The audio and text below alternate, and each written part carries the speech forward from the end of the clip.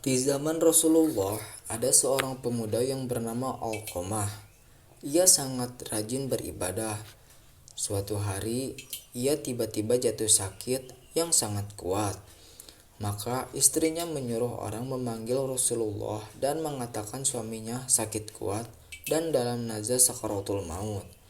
Apabila berita ini sampai kepada Rasulullah SAW, maka Rasulullah SAW menyuruh Bilal radhiyallahu anhu, Ali radhiyallahu anhu, Salman radhiyallahu anhu, Ammar radhiyallahu anhu supaya pergi melihat keadaan Alqamah. Apabila mereka sampai ke rumah Alqamah, mereka terus mendapatkan Alqamah sambil membantunya membacakan kalimat La ilaha illallah. Tetapi lidah Alqamah tidak dapat menyebutnya. Ketika para sahabat mendapati bahwa Alqamah pasti akan mati, maka mereka menyuruh Bilal radhiyallahu anhu supaya memberitahu Rasulullah SAW tentang keadaan Alqamah. Apabila Bilal sampai di rumah Rasulullah, maka Bilal menceritakan segala hal yang berlaku kepada Alqamah. Lalu Rasulullah SAW bertanya kepada Bilal, "Wahai Bilal, apakah ayah Alqamah masih hidup?" Jawab Bilal, "Tidak, ayahnya sudah meninggal, tetapi ibunya masih hidup dan sangat tua usianya." Kemudian Rasulullah SAW berkata kepada Bilal, "Pergilah kamu kepada ibunya dan sampaikan salamku dan katakan kepadanya kalau dia dapat berjalan, suruh dia datang berjumpaku. Kalau dia tidak dapat berjalan, katakan aku akan ke rumahnya." Maka apabila Bilal sampai ke rumah ibu Alqamah, lalu ia berkata seperti yang Rasulullah katakan kepadanya.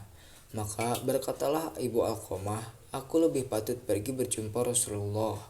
Lalu ibu Alqamah mengangkat tongkat dan terus berjalan menuju ke rumah Rasulullah SAW. Maka bertanya Nabi Muhammad SAW kepada ibu Alqamah, "Terangkan kepadaku perkara yang sebenar-benarnya tentang Alqamah. Jika kamu berdusta, niscaya akan turun wahyu kepadaku." Berkata Nabi lagi, "Bagaimana keadaan Alqamah?" Jawab ibunya, "Ia sangat rajin beribadah, ia sembahyang, berpuasa, dan sangat suka bersedekah sebanyak-banyaknya, sehingga tidak diketahui banyaknya." Bertanyalah Rasulullah, "Bagaimana hubungan kamu dengan dia?" Tanya ibunya. Jawab ibunya, "Aku murka kepadanya." Lalu Rasulullah bertanya, "Mengapa?" Jawab ibunya, "Karena ia patut mengutamakan aku dari istrinya dan menurut kata-kata istrinya sehingga ia menentangku." Maka Rasulullah SAW murka. Maka Rasulullah SAW bersabda, "Murka kamu itulah yang telah mengunci lidahnya dari mengucap La ilaha illallah."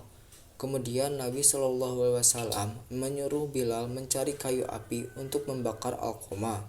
Apabila ibu Alqamah mendengar perintah Rasulullah, lalu ia bertanya, "Wahai Rasulullah, kamu hendak membakar putraku di depan mataku. Bagaimana hatiku dapat menerimanya?" Kemudian berkata Nabi SAW, "Wahai ibu Alqamah, siksa Allah itu lebih berat dan kekal. Oleh itu, jika kamu mau Allah mengampunkan dosa anakmu itu, maka hendaklah kamu mengampuninya. Demi Allah, yang jiwaku di tangannya, tidak akan guna sembahyangnya, sedekahnya, selagi kamu murka kepadanya." Maka berkata ibu Alqamah sambil mengangkat kedua tangannya, Ya Rasulullah, aku persaksikan kepada Allah di langit dan kau ya Rasulullah dan mereka-mereka yang hadir di sini bahwa aku ridho pada anakku Alqamah." Maka Rasulullah mengarahkan Bilal pergi melihat Alqamah sambil berkata, "Pergilah kamu wahai Bilal, lihat sama ada Alqamah dapat mengucapkan la ilaha illallah atau tidak."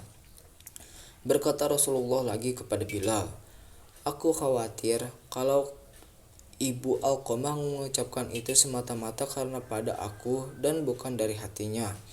Maka apabila Bilal sampai di rumah Alqamah, tiba-tiba terdengar suara Alqamah menyebut La ilaha illallah. Lalu Bilal masuk sambil berkata, "Wahai semua orang yang berada di sini, ketahuilah sesungguhnya murka ibunya telah menghalang Alqamah dari dapat mengucapkan kalimah La ilaha illallah. Karena ridho ibunya, maka Alqamah dapat menyebut kalimat syahadat. Maka matilah Alqamah pada waktu sebaik saja dia mengucapkan." Maka Rasulullah SAW pun sampai di rumah Alqamah sambil berkata, "Segeralah mandi dan kafankan." Lalu disembahyangkan oleh Nabi SAW.